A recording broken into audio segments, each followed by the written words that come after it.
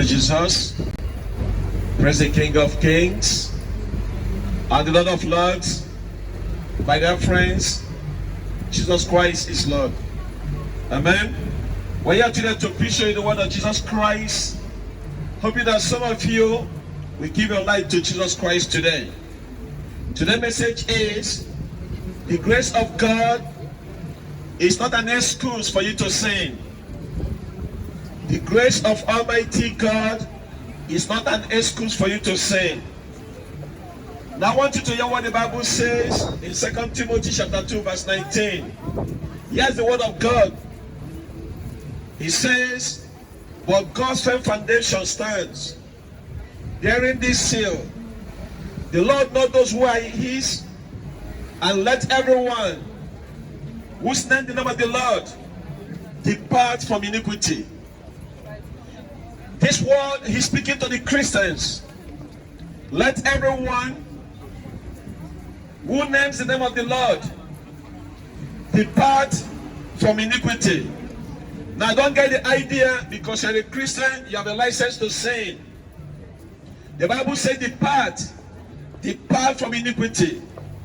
Apostle Paul asked this great question in the book of Romans chapter 6 verse 1. What shall we say then? Are we to continue to sin that the grace may abound? The answer is absolutely not. By no means. He says God forbid. That means God forbid you to sin. For sin will not have no dominion over you, since you are not under the law, but under the grace of God. He says, let no sin therefore reign in your mortal body, to make you to be obedient to his passions. So you must control yourself. You cannot continue to live as your flesh wants you to do. You cannot continue to feed your sinful nature.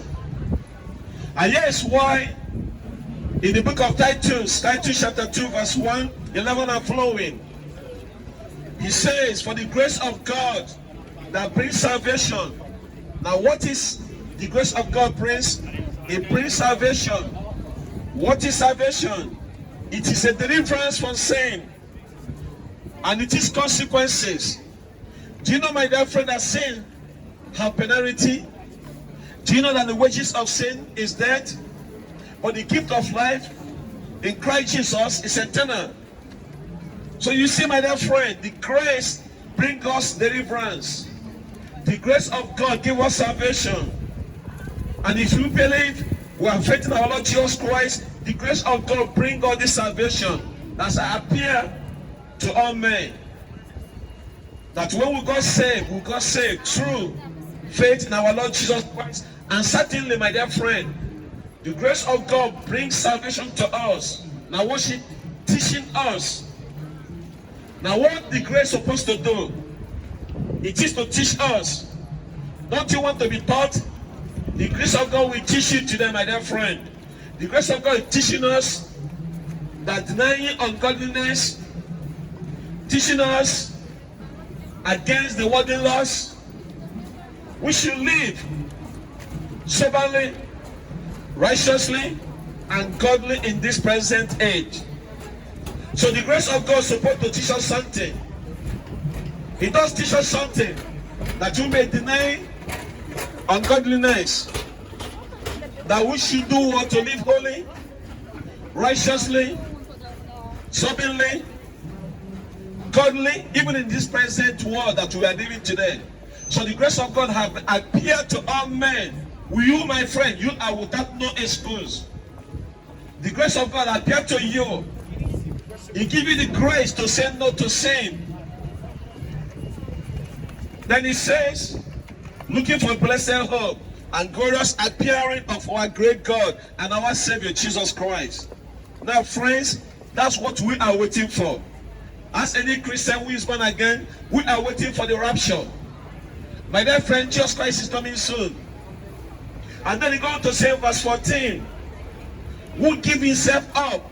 Who is the person who give himself up? His name is Jesus Christ. He died on the body Calvary for your sin.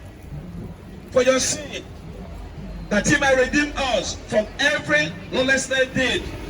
Amen. So the salvation is to redeem us from every lawless deed, to redeem us from every iniquity, and to redeem us from every trespasses. And then he says to purify himself, his own special people, zero for good works, so that the part of the salvation is after when you got saved.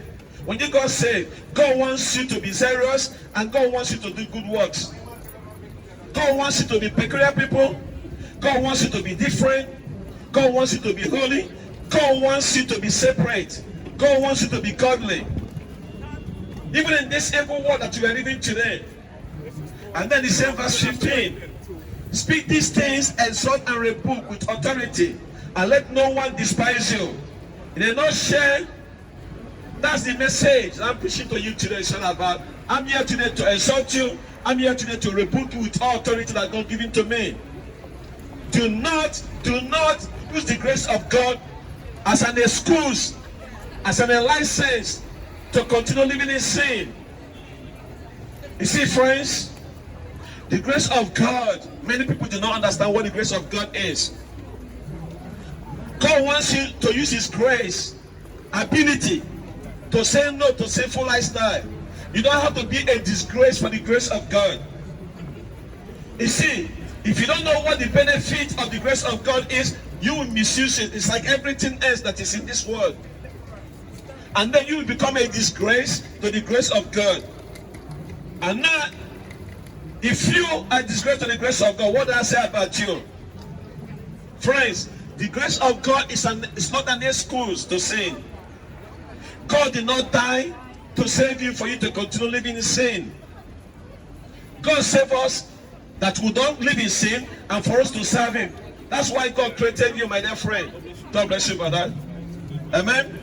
So you say, Brother Kingsley, I am saved. I can do whatever I want. Friend, you can. The question is, should you? Should you? After seeing what just Christ did for you, he gave himself up for us on that body Calvary. Should you continue practicing sin because of the grace of God? Remember what our brother Apostle Paul said. God forbid for us to sin. You see, our people today do not understand the difference between can and should. I mean, can a Christian sin? Yes. Should a Christian sin? No.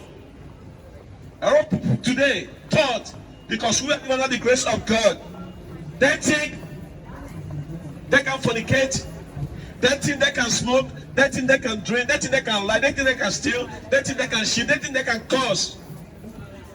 Just because you can, it does not mean you should. Amen? If you're a Christian, that will destroy your testimony. If I can, it does not mean I should. So you see, friend, I can steal, but I don't want to do it. I can curse like most of you, but I don't want to do it. I can tell lies like most of you, but I don't want to do it. I can sleep around, but I don't want to do it because there's a grace of God that is in me and giving me the grace to say no to ungodliness. For the fact that you can do it, God don't want you to do it because God has given you the grace. Jesus Christ died for your sin. What is wrong here today in the world?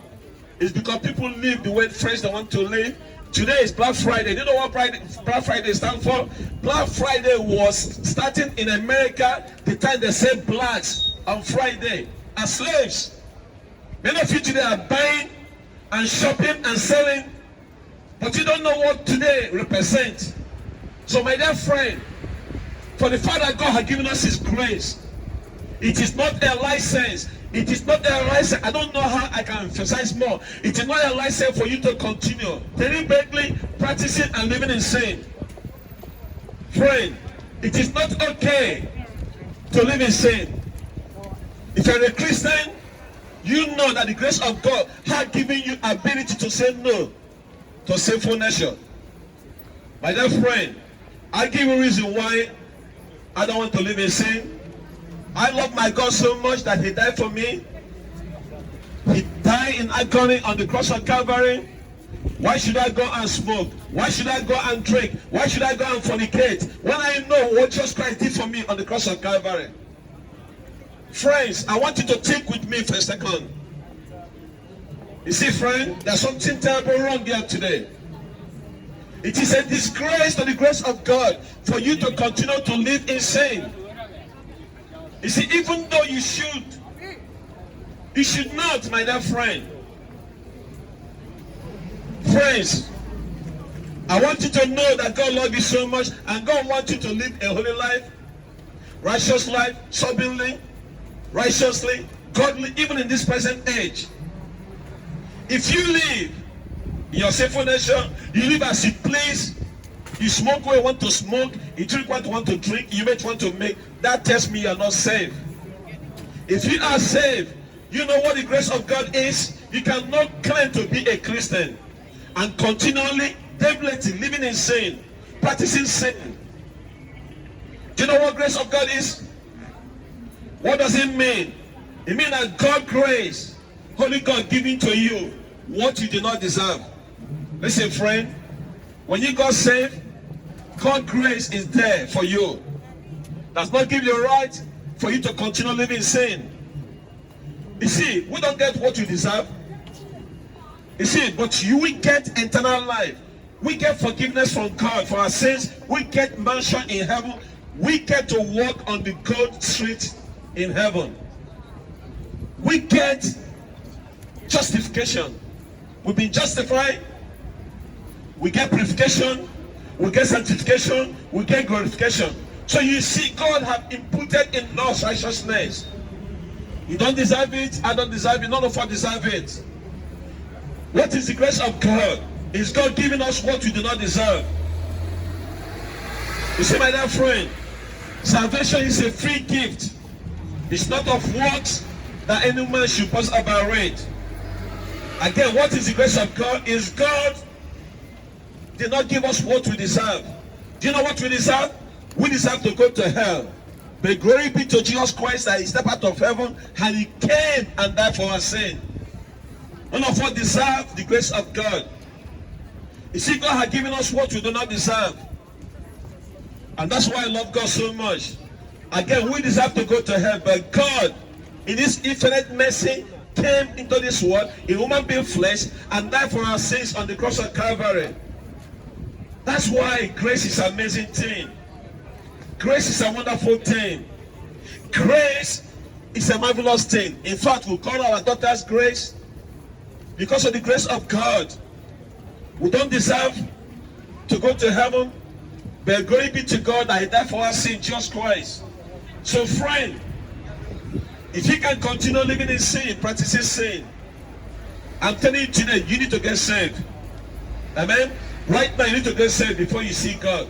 Now the Bible says in Ephesians chapter 2, verse 9, verse 8 to 9, for by the grace of God, you've been saved through faith. This is not your own doing. It is the gift of God, not a result of works, so that no one can boast. You see, salvation is a free gift through faith, not by works. It is the finished work of Jesus Christ. And then it says in verse 10, for we are his workmanship, created in Christ Jesus for good works, which God prepared beforehand that we should walk in them, so that you are not saved by works. So when you got saved, you are saved by the grace of God. Now after you get saved, you have to do good work. The Bible says, fight the good fight of faith. God loves you. God has given us what we do not deserve. God loves you so much, and it is a time that you go to work and work for God and do a good work, because when you got saved, you've been saved to serve God. You are not saved to sin. God have not given you the grace opportunity for you have this privilege to allow Jesus Christ for you to continue living in sin. Let me give you some verses, because this verse tells us how we can live a holy life and to please God. I tell you today, I am here today to please God, not any of you. I'm here to please God, and I have to please God anytime, any place, at any cost. Even if you take my life, so be it. My dear friends, God loved me so much that he died for me. He loved you so much that he died for us. Why not give your heart to Jesus Christ today? Do you spend your time in this exile, in this pilgrimage, buying and selling, spending your money, eating, drinking, smoking? Who knows what you do? But when you die, my dear friend, because you are going to die one day. I'm going to die. When you die, you are going to see God. Friends, the grace of God has given you the ability. You can say no to smoking today. You can say no to the bottle, to the drink. You can say no to drugs. You can say no to sex. Sex outside marriage, it is a sin. Don't get this idea that society telling you it is okay to be sexual immorality, to live in a perversion lifestyle, to live as you please according to your flesh. It is wrong and it is abomination. It is a sin to the Holy God of Israel. I'm preaching to you today. Listen to what the Bible says in Hebrews chapter 10 verse 29. Of how much worse punishment do you suppose will be there for what?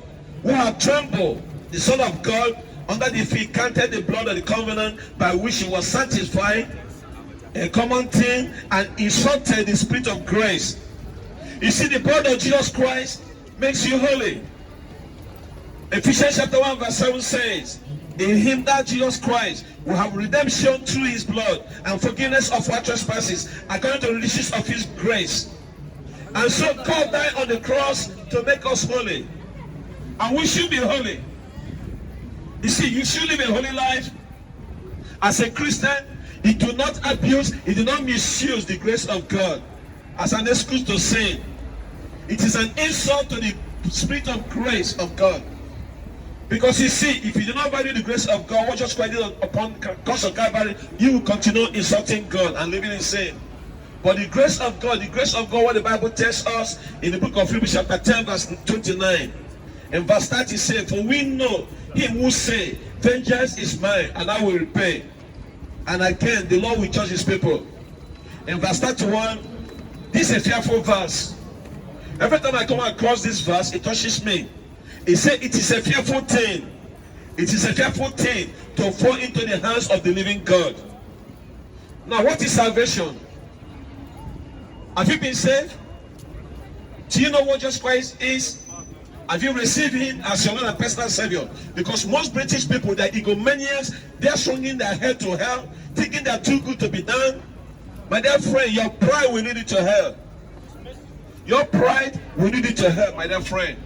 So today, God wants you to humble yourself and seek him right now. Seek him is not far away from you. Draw near to God and God will draw near to you. In fact, there's a place in Isaiah, the Bible says, come, let us reason together. God wants to reason with you. He said, if that your skin is as scarlet, you will make it to be as white as snow. My dear friend, it is a fearful thing to fall into the hands of Almighty God. Do you know that, my dear friend? You can laugh, but when you laugh your way to hell, you can laugh your way out of hell, my dear friend. You can shake your head. When you shake your head into hell, you can shake your head out of hell. Hell is real. Stop playing games with your life. How many years do you think you have to live? How many years? 50 years? 70 years? You're still going to die. And when you die, you are going to meet God. Procrastination is something I hate so much. I have a problem with procrastination, my dear friend. Are you procrastinating? Thinking that you have tomorrow? You don't have tomorrow. God haven't given any one of us guarantee that you have tomorrow to live. Today is not salvation. Give your heart to Jesus Christ today. Because tomorrow may never come for some of us. Now that you have life, you have breath in your lungs. Most of you today will only go to church in a casket. Most of you today, your parents haven't taken you to church. Only when you die, you go to church for burial. Most of you only go to church for wedding. And it breaks my heart because the church is empty, the shopping center is busy, people are shopping and buying and selling, just like the days of Noah. So God has given you the grace. Next time you see the rainbow, you remember why the rainbow is there. Rainbow is there, it's not for perversion, it's not for LGBT. Rainbow is there for what? For the grace of God. When you look up in the sky, you see the rainbow, you remember that God said he will not consume this world again with water. But next time it's going to be fire. Our God is a consuming fire, my dear friend. So the grace of God is here today. You have to open your heart, receive Jesus Christ today, as your Lord and personal Savior.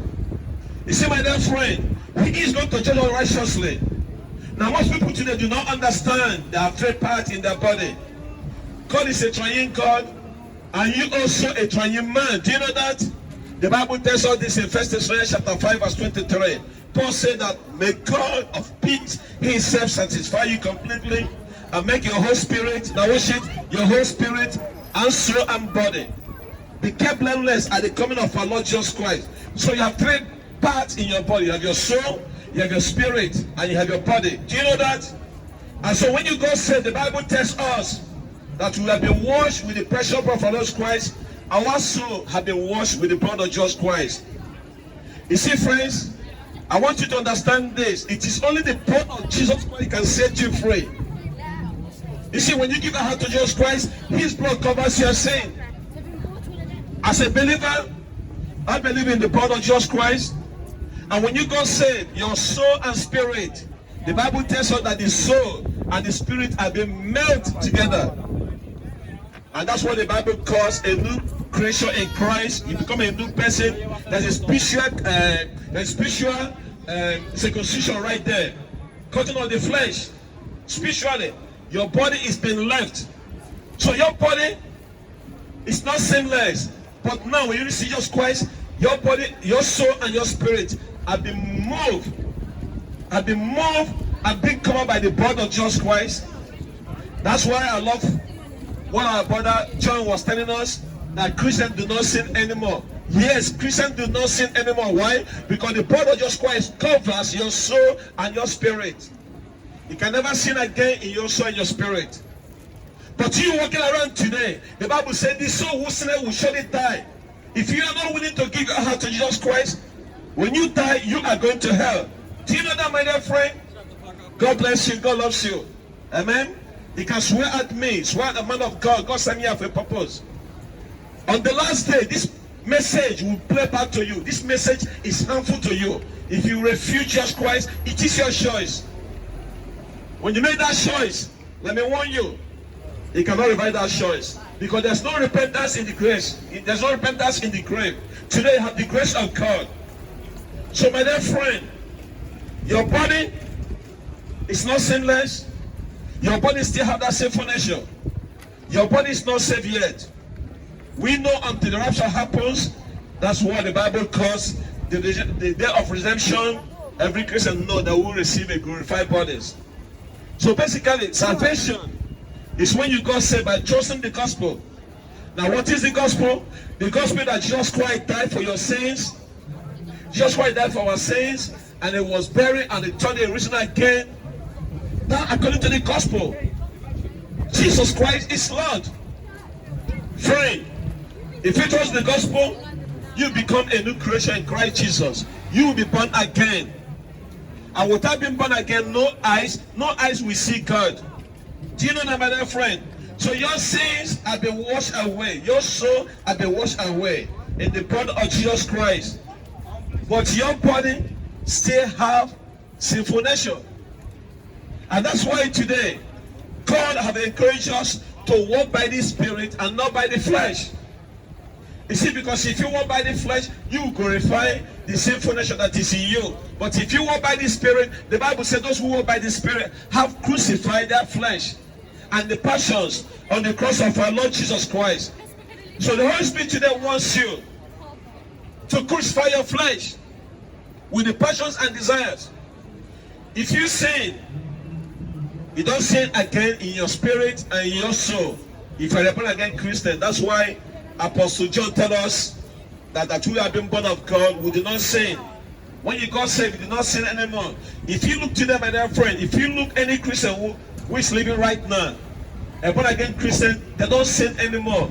Because you cannot sin in your soul and your spirit. When it's been covered by the blood of Jesus Christ, His precious blood kept us saved.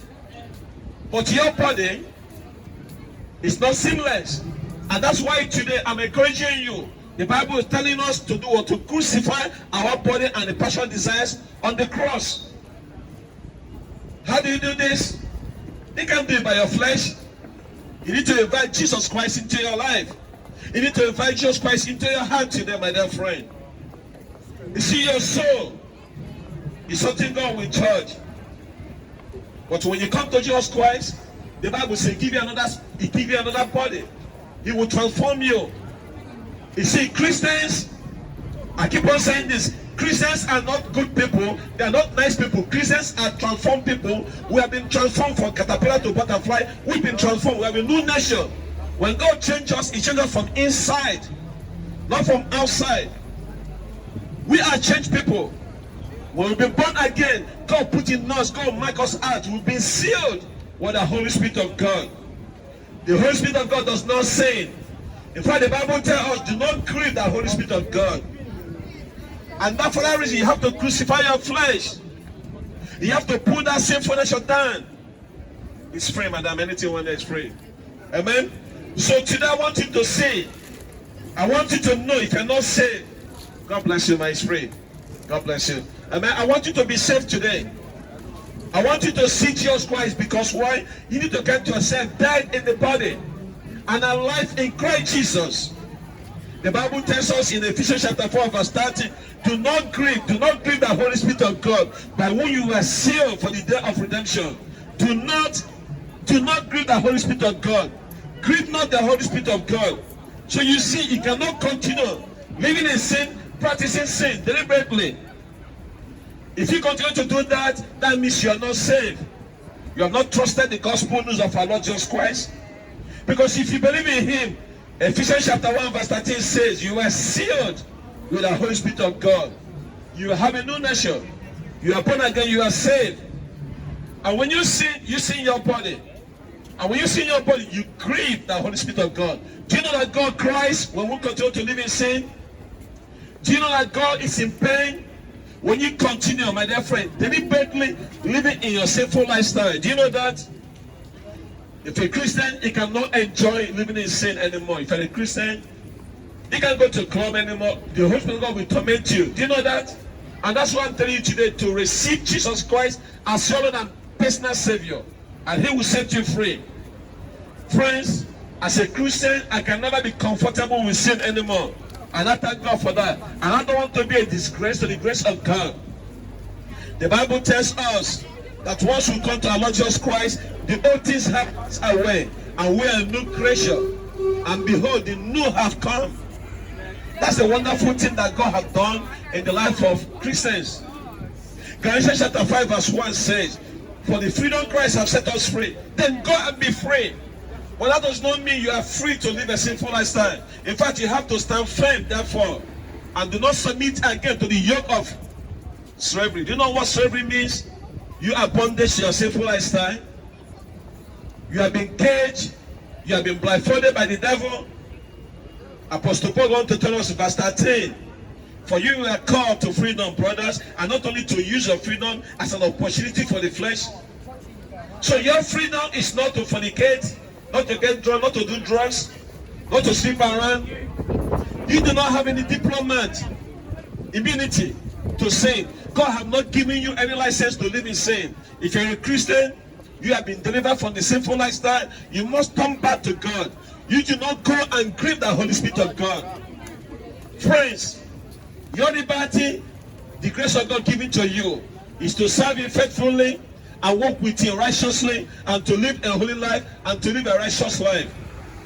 Friends, give your heart to Jesus Christ. Christ has done for you. Why not receive Him today? I'm leaving with this verse. For some of you think God cannot be deceived, God cannot be mocked. Whatever thing that you sow, you will reap. If you sow one sows in flesh, the Bible says you reap flesh corruption. But if you sow, now if you sow in the spirit, you will reap the spirit of eternal life. That's what I'm preaching to you today. Receive Jesus Christ today. Remain blessed in the mighty name of Jesus. Jesus Christ is Lord. Amen. Hallelujah. Hallelujah. Amen and amen. Jesus Christ is Lord.